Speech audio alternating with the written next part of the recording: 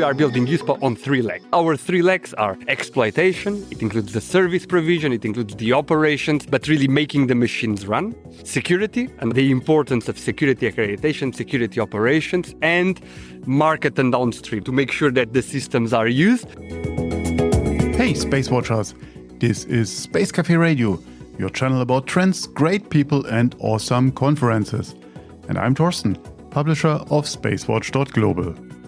At the end of the second day of the EU Space Week in October 2022 in Prague, I spoke with Rodrigo da Costa, the Executive Director of the European Union Agency for the Space Program, USPA. We talked outside the venue in the afternoon sun of Prague. That's why you hear some atmosphere in the background. We spoke about the user consultation, the growth of the agency that come with the new tasks, about the cooperations with Brussels and ESA, and about the core of the agency's work. Enjoy our conversation. Thank you very much for giving me your time at the second day of the EU Space Week here in Prague. So what is your impression from the first 2 days? I have a very positive impression of these first 2 days of the EU Space Week. Indeed, an on-site event, also with online participation, but a very large number of participants. And this really demonstrates, well, not only the willingness of people to get together after such a long time without this type of face-to-face interactions, but also the interest of listening and contributing to the evolution of the EU Space Program. Also, a lot of users, people from different user segments. So yesterday we had seven different user segment groups working together on the new requirements and the wishes and the willingness to evolve the program. Today, key decision makers. So really a lot going on these 2 days. You mentioned the user consultation, and that was something what impressed me. And I have to say, I wasn't aware of that. You're really asking the users about their need. And then now in this 7 segments, already 7 markets you're addressing. And I know that it's growing then to 17 more. It's very interesting. What are the results coming out of that? Indeed, for us, the users are very important. I've mentioned it today in one of my earlier interventions. We must change the way we look at space, and we must look at space in a different way. And the new way to look at space is to put the users in the center. And this is really the true belief of the EU Space Program, is also our true belief at the EU Agency for the Space Program. And these are not just words, because we have done yesterday our 4th user consultation platform. It all started back in Madrid in 2017. Then in 2018, we were in Marseille. 2020, we were supposed to go to Berlin, but due to the COVID, we had to do it online. And we are here today in Prague. And these requirements that we have been gathering along the time, they have already made a difference. So I'm going to give you 2 very concrete examples. Today, we are testing the new service of Galileo, the navigation method authentication. Does this service come by chance? Is this service a nice to have? No, it is not. It is not, and it's a service that has been early on clearly identified by particular users, for example, in road transport, when we look at autonomous driving, but also when we look at the digital tachograph of truck drivers and the transport sector. And these were requirements that were set early on, and today we are bringing the material results of it on the table. The ambition is very clear. The ambition is to evolve the program. Galileo, EGNOS, Copernicus will continue to evolve, even if today with Galileo we are talking about top-notch performance, the best performance of all GNSS systems. With Copernicus, we are generating many terabytes of data per day for free usage everywhere around the world. But we are not sleeping on our laurels. We want to continue develop. We want to continue evolving. And in order to do that, we need to target this development to something that people need, to something that users need. And this is exactly the reason why we are doing this type of events. Really, I'm taking my hat off for this initiative to actually, as an institution, ask your user what is not very common. Really, respect for doing it. We also have seen the Deputy Prime Minister of the Czech Republic and the Mayor of Prague opening the event. What does it mean for you? For us, it's very important. And the opening ceremony was very important because it really put the highlight of how focused are the institutions in ensuring the youth space program now, but also for the future. We had the intervention of the Vice Prime Minister Bartoš from the Czech Republic in representation not only of the Czech Republic, but of the presidency of the EU Council that this semester is held by the Czech Republic. We had as well the intervention of Commissioner Breton in charge of, among others, the space domain and the space portfolio. And we had the intervention of the chairman of the ITRE committee of the European Parliament, Mr. Bușoi, who also on the side of the Parliament is following all the matters related to the space program. In addition to that, it was indeed a pleasure even on top to have the mayor of Prague. Our headquarters are in Prague in the Czech Republic. We have an excellent relationship with our hosting city. So if you want, it was in the end was gold over blue. It was a fantastic event with all the key actors there. A very happy family. Tell us about the changing role of USPAR. 1.5 years ago, when you renamed the GNSS agency into USPAR, it came with a new package of roles, and we had our Space Café on that going into the details. But by 24th of February this year, I think another burden came on top of your shoulders in terms of security, in terms of monitoring, everything what is around that. So how can you cope with this changed role and, of course, with growth at the end?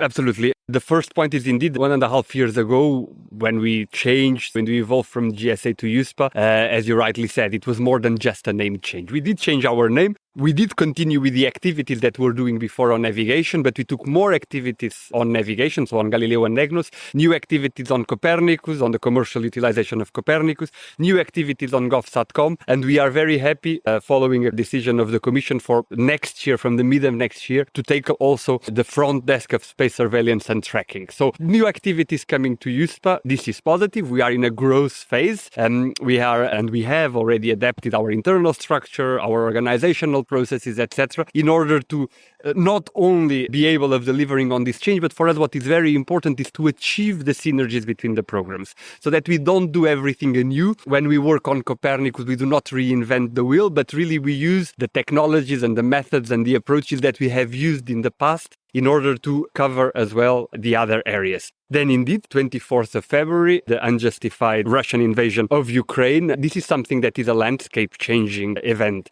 There, let me highlight two factors. The first thing is something that we started to do quite quickly after the 24th of February, which was to think, now, how can EU space, how can the EU space program help support in such a humanitarian crisis, in such a difficult situation?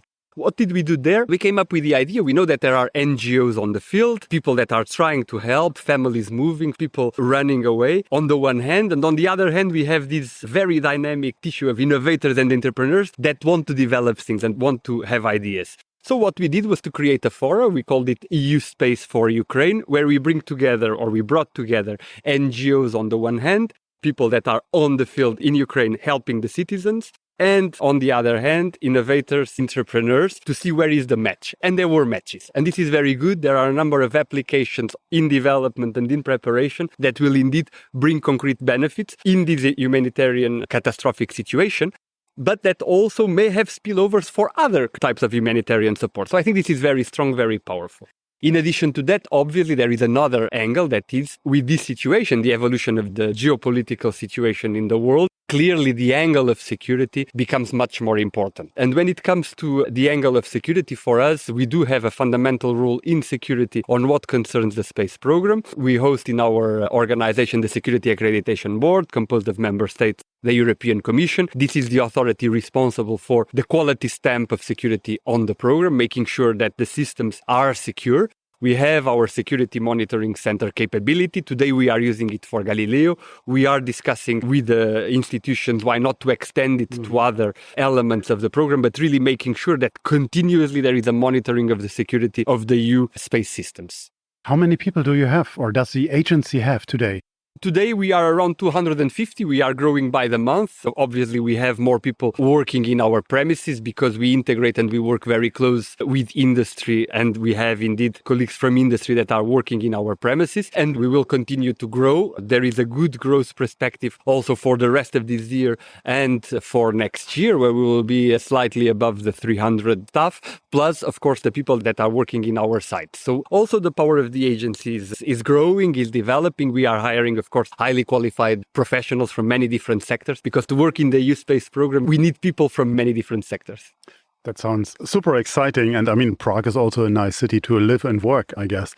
I learned in one of your talks about the joint office in Brussels right now. That sounds to me at least very new. Maybe I didn't read the memo, but tell me, how new is it and what is it about? At the time when we signed and agreed the Financial Framework Partnership Agreement, the well-known FFPA, which has been signed in June last year, 2021, by USPA, of course, but with the European Commission and with the European Space Agency, there were a lot of fundamental elements, and in particular, the interaction and the roles and responsibilities of all the actors that through that document, also through the space regulation, became clear as water. And in order, let's say, to enhance the collaboration and the complementarity between the three key actors, we decided at the time, again, USPA together with the Commission and with ESA, to create a joint office that is established and based in Brussels. It contains the staff of USPA, staff of the Commission, working for the Commission, helping indeed, if you want to oil the machine, to ensure that there is a good exchange of information on development activities, deployment activities, operation activities, to make sure things like the schedules and the activities are always well coordinated between the parties. Now, this joint office does not eliminate any of the responsibilities of the parties, so each one has its responsibility very clear in the agreement. This joint office is there to make the machine run. I have to say, 1 year after we formed it, because now in autumn we will have the 1-year anniversary,